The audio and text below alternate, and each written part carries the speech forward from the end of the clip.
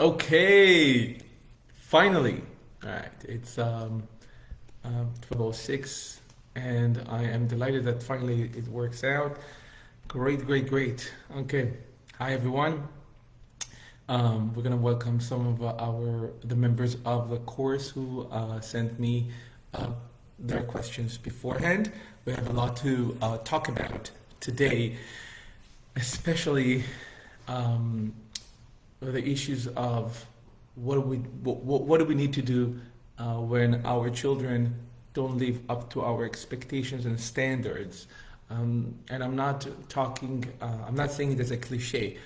I really mean it. It's a major of a big frustration in the house when when we think that our kids are supposed to act in a certain level and they're not. What do we do with it?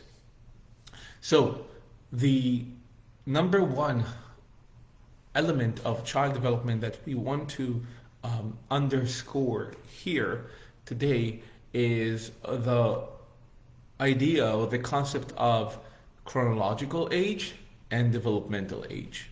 You see, we are all humans and we are all growing year after year. Many of us celebrate birthdays in really the anniversary of our existence, right? Every year, and we grow up, we go to school, and then every September, every year in September, we move up in the grades, and we're all used to the fact that if I'm 6 years old and I go to first grade, then the next year I will be in second grade, and in second grade I will be able to do certain things and perform in certain level or a range of abilities. That is true.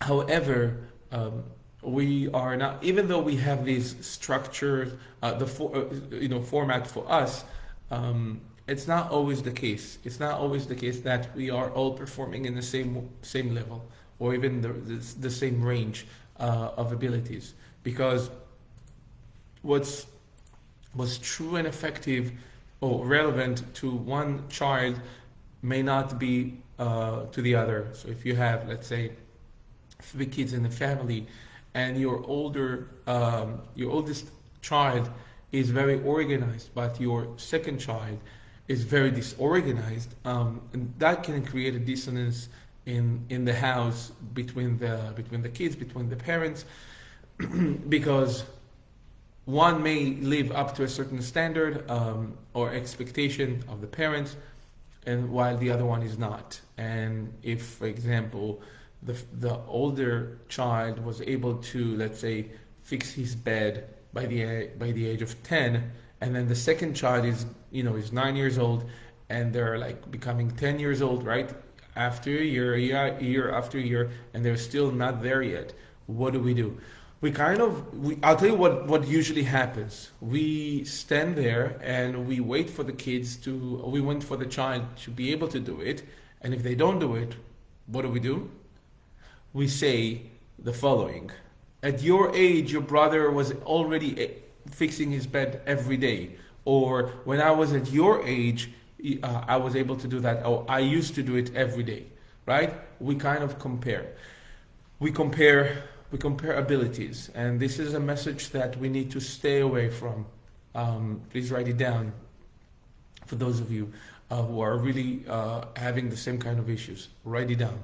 Stay away from comparison, because what's true and relevant to one child or one individual may not be to the other, even if they are siblings, even if they are relatives, even if they live under the same roof. It cannot be that we compare one to the other. What we can compare our own past abilities. So I can compare my child to herself a few weeks ago, 6 months ago, a year ago. So if I'm into the comparison, I would say, way of thinking about development, we need to think about what the child was able to do, again, in the past, what they were able to do, not what their sibling, not what you, the parent, was able to do, you were able to do when you were a child. chances that you don't even forget. You have some kind of an illusion of what you of your capabilities. But that's for a different discussion.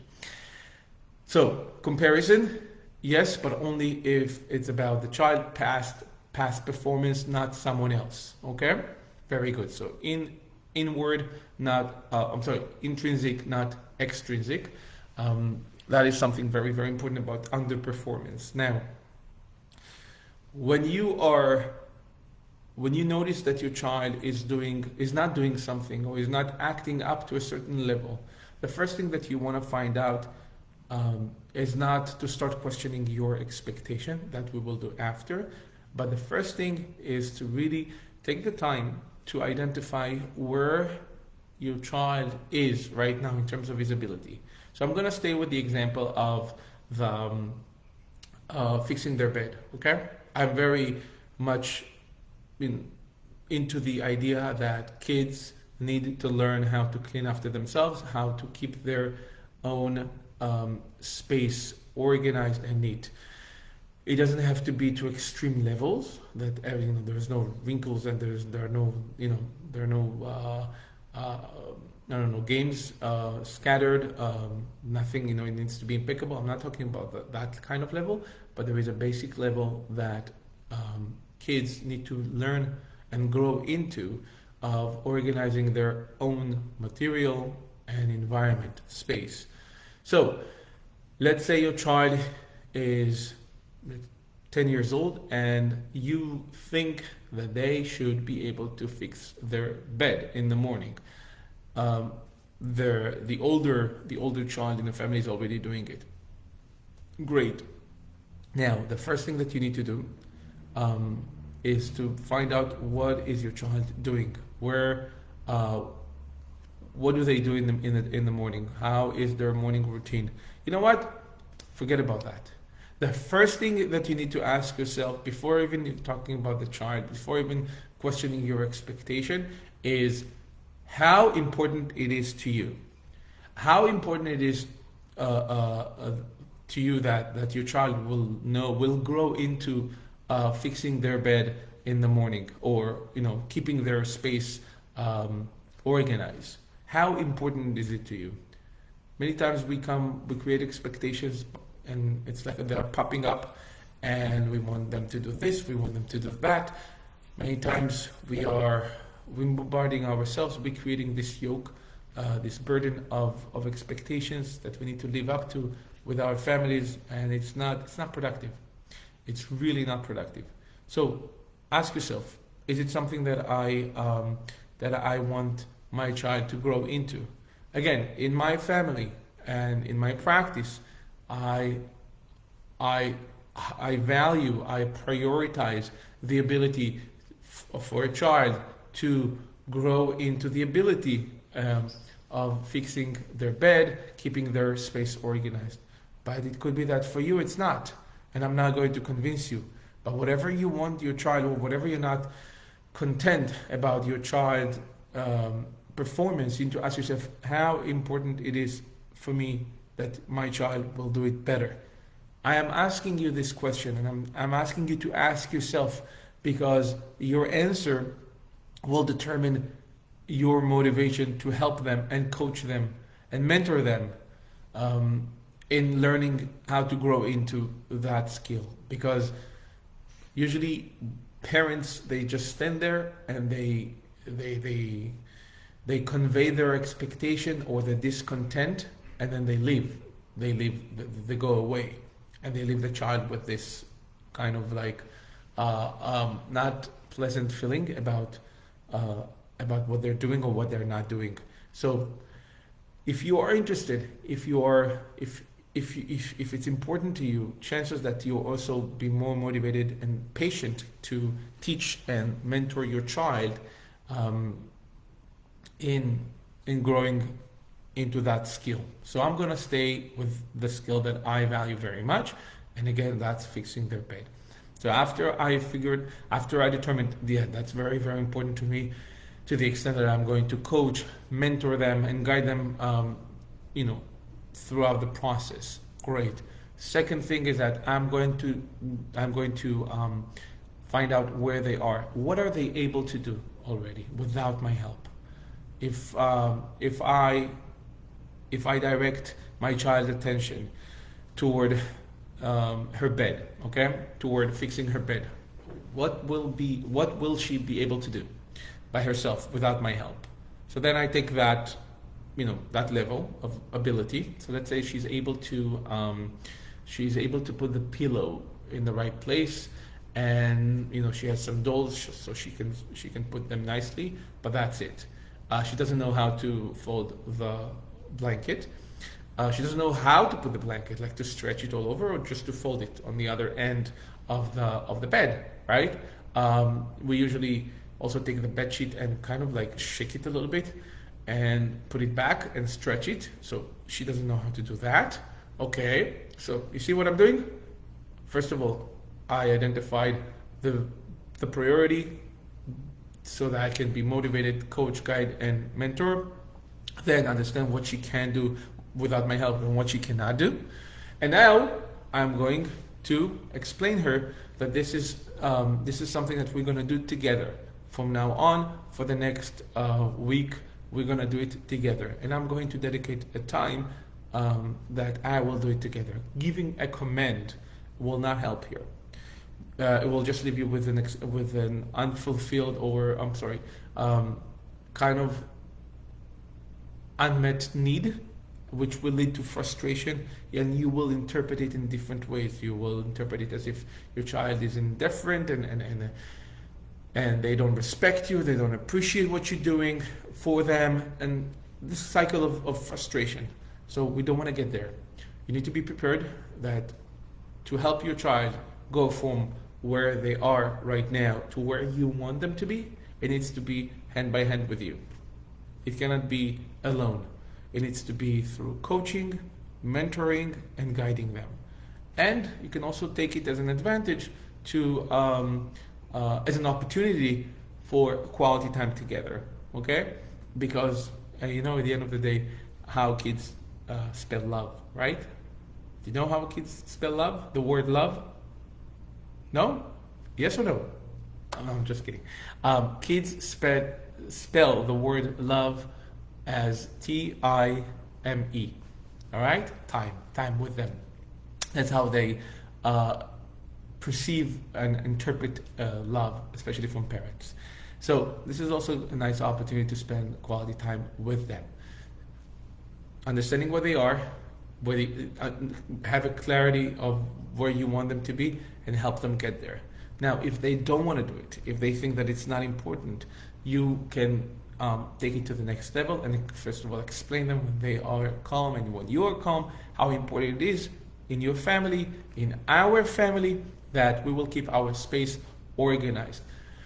You can take them to your room, and I assume that if it's important to you that your child will fix their bed, your bed is organized, is fixed. So you can take them to your room and show them your bed and say, you see, this is something very, very important for us, because when I fix my bed, every time I go back to my bedroom, I see my bed neat and clean.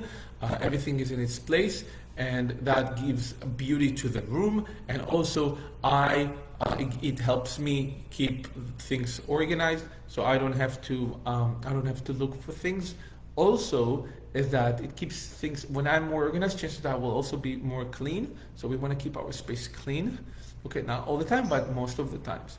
And another reason, that's what I tell my child, is that when I organize and I kind of like put air and I move and I shake the bed sheet, right?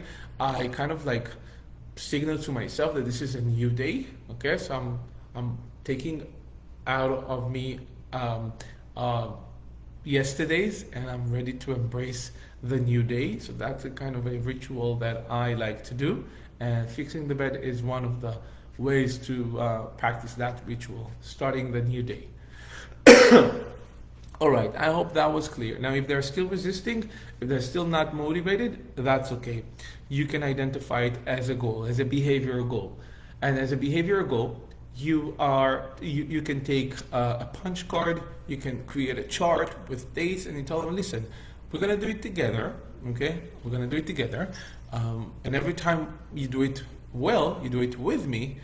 Every time we do it, you're gonna get a star, and after 7 stars, 1 week or 10 days, 10 stars or 10 points, then you're gonna get a little appreciation because I noticed that you don't like it, you don't want to do it, and you need a little bit of encouragement. So I want you to do it because it's something that is very important for us as a family, and you are part of our family, of course.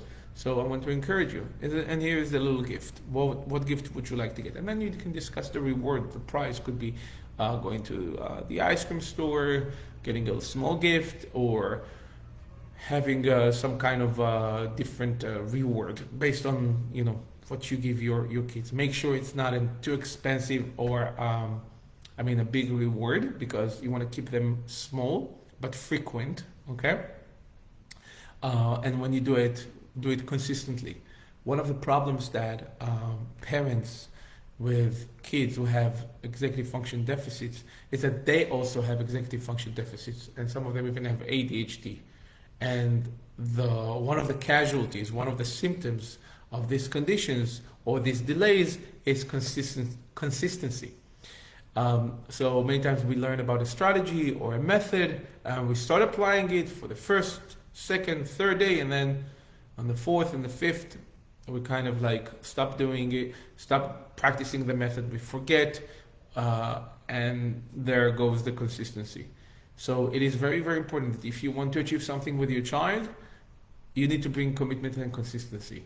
If not, chances that it will not work out or it will just be hard. But I urge you to start anyway. Even if you think that you will be inconsistent, don't give up in advance. Because what happens is that many times it's just the notion, anyway, I'm not consistent. Anyway, I don't do these things. It's very important for me, and I'm ready to do it now with my child, to coach, to guide, to mentor.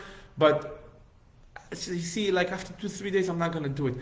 Start anyway, because what happens when we start, we get some kind of an encouragement that gives us the strength to continue and to look forward to the next day and just one more day and then if I stop, I stop, and then you see, you've done seven days, and that's great. Now you will need to do a few cycles of those 7 days in order for that skill to develop properly. Which means, when I say properly, I mean to keep on the pace of developing and then habituating the child, because it takes about 40 days to develop, a habit. So I'm not saying that you must do the 6 cycles, but you will see with your child how long it takes them. It could take them, like maybe 2 weeks and that's it. But usually, in my experience, it takes about 6 weeks.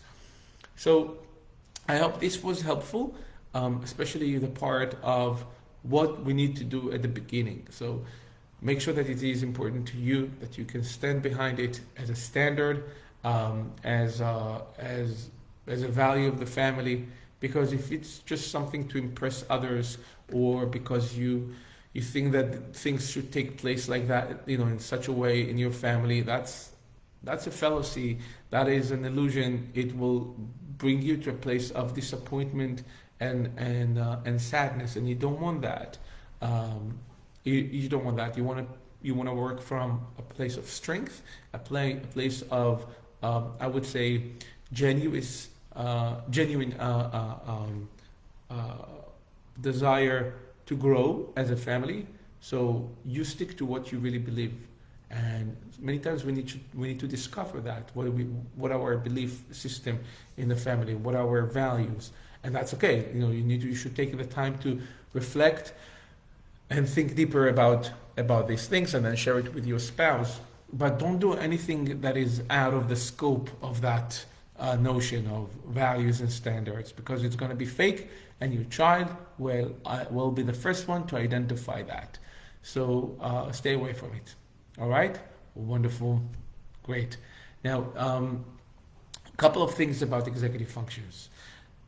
It has become very popular, a buzzword in the past, I would say 7 years, right? About 7 years.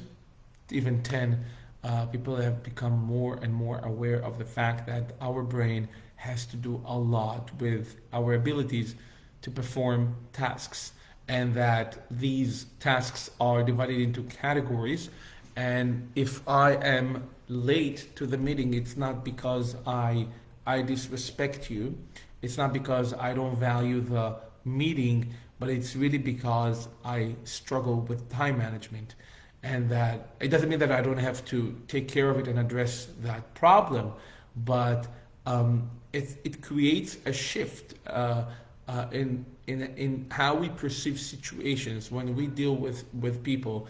I remember that many years ago when I learned more and more about the brain, and I figured out that, especially when I was a tutor as a college student, even before, I noticed that my students, they're nice, they're pretty intelligent, but they don't know how to do certain tasks. And I was I was very shocked because up until then I thought, okay, if you're intelligent, you should be able to do kind of like most of the cognitive tasks. Like you should be able to do, if you don't do like if you have math homework and that you don't do the math homework even though you know it, that's something that there's a gap here that is very, very foggy. Like it's very mysterious. What is it? Like why you don't do it? I mean, it will take you 5 minutes. Why you try to avoid it, and then your parents come back, and then I need to come into the picture and then help you after an hour of like arguing with your parents, and then so the whole thing took us like 2 hours for something that you could have done in 5 minutes. That doesn't make sense. So that's how the process started. Early years of 2000, and that's how I became more and more and more curious about executive functions. Now, so nowadays we really understand more and more, even when we interact, not just with our kids, but with our spouses and with our colleagues, friends, that people are good at certain functions.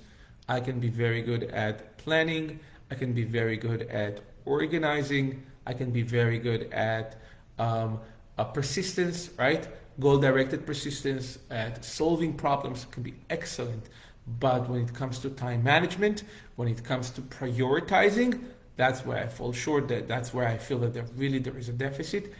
Now, having that understanding, I can become more strategic. I can become more efficient in the way I work, in the way I operate, and just live my day-to-day life.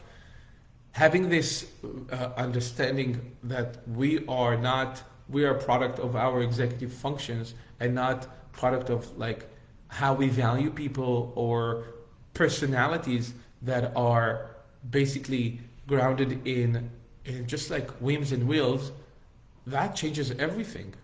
So when we deal with our kids, that changes everything. If your child is not doing something after I asked her 5 times, it doesn't mean that she's disrespectful. It means that there is a deficit, that there is something that is not registered well enough in her brain, in her understanding, in her cognitive ability to think about it, process it, and then do something about it. There is an issue there. So we really have to take that into consideration when we discuss and we think about executive functions. So we're talking about abilities. Now, I know what do you think?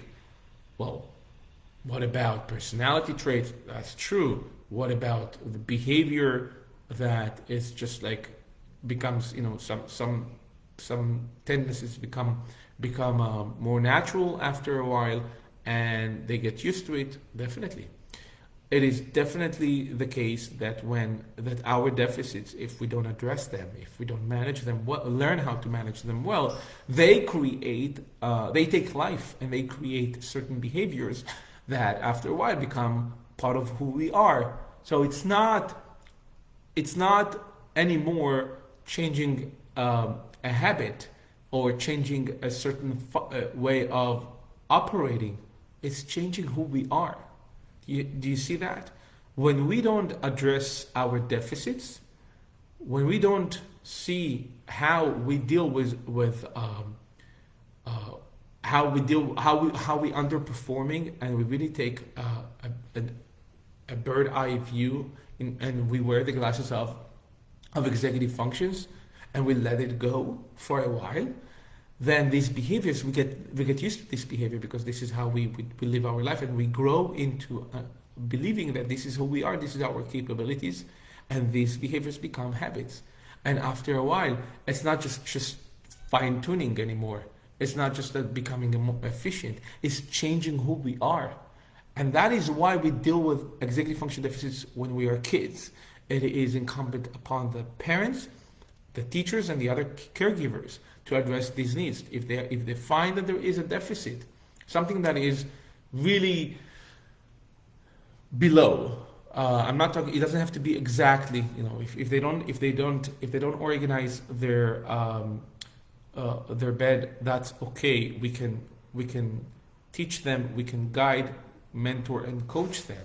But if there is really a bit, an expectation and current performance that is the gap is very, very wide, we need to address it.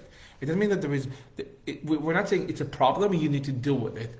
No, there is a situation, there is a gap between where we think the child should be and where they are.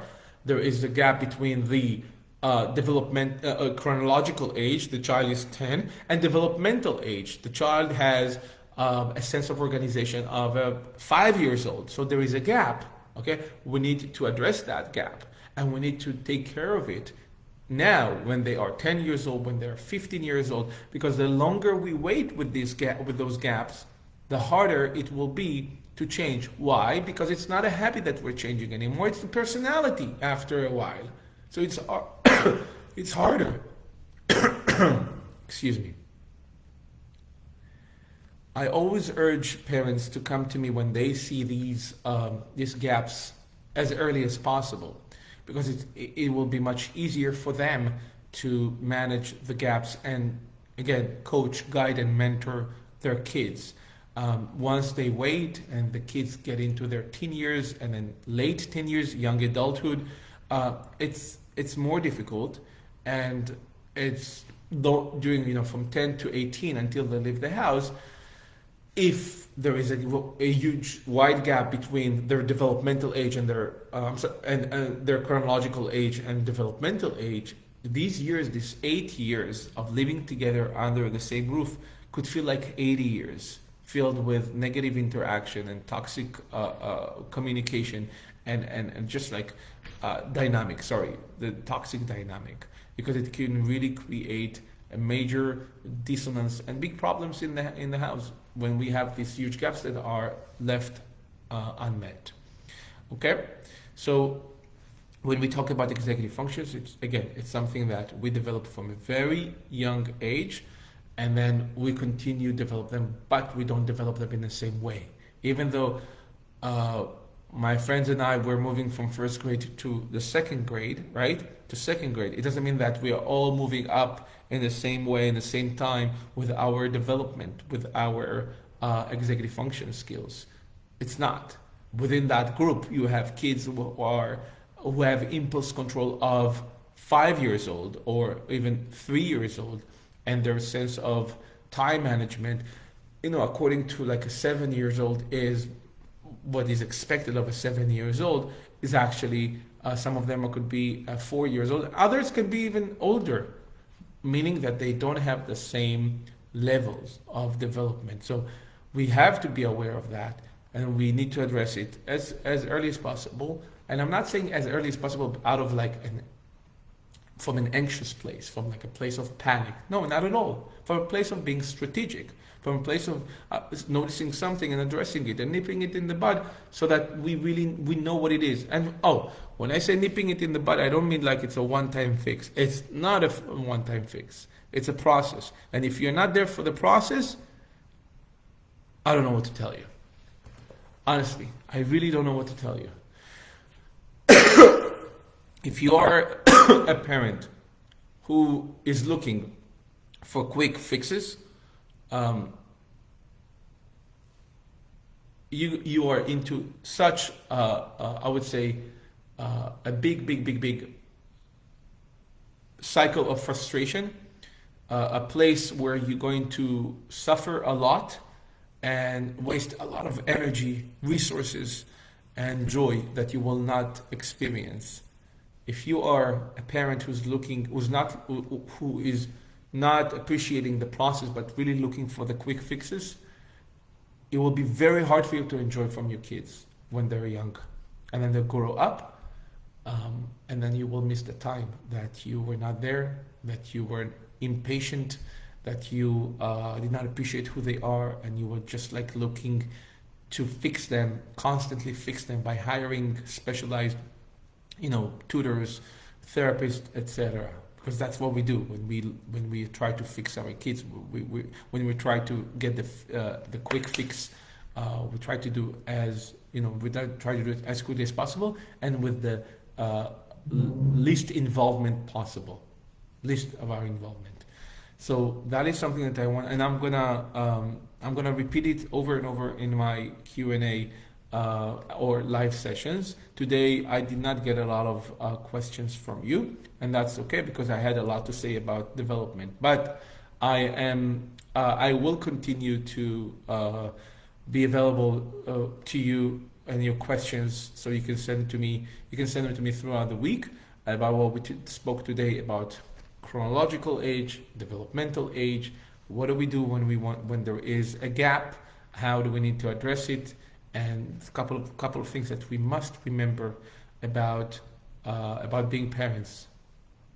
The one that I would like to underscore and repeat is the fact that we are here. Parents are for the process. We live for the process. We enjoy the process. We celebrate the process. We focus on the process. We stay away from the quick fixes. Quick fixes are for those who suffer, for those who don't appreciate who their kids are, and for those who just wait for their kids to get older. And when they get older, you know what happens? Then they regret all the years that they missed with their kids.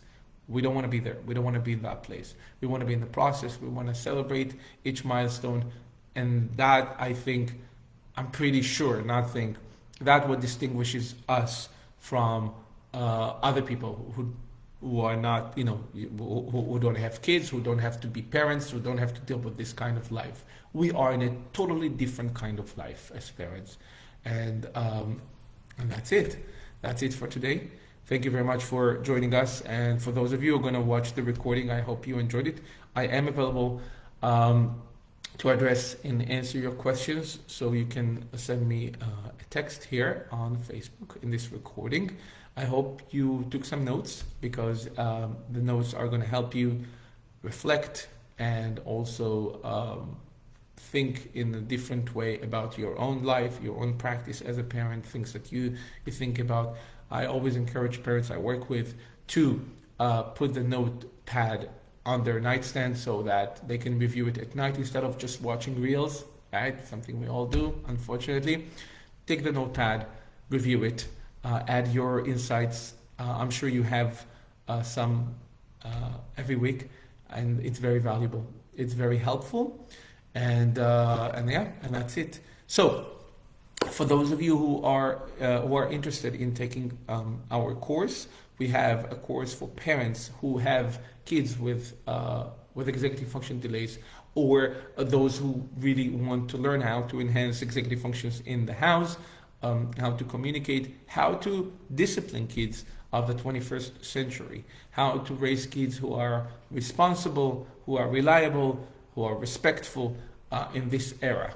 So if you are a parent who has these objectives about your parenting, about your life, I encourage you to join our course, and there is a link here. So I don't think it's hard to it's hard to find it. If you do have a problem, just send me a text. That's all. I'll see you next Wednesday. Take care.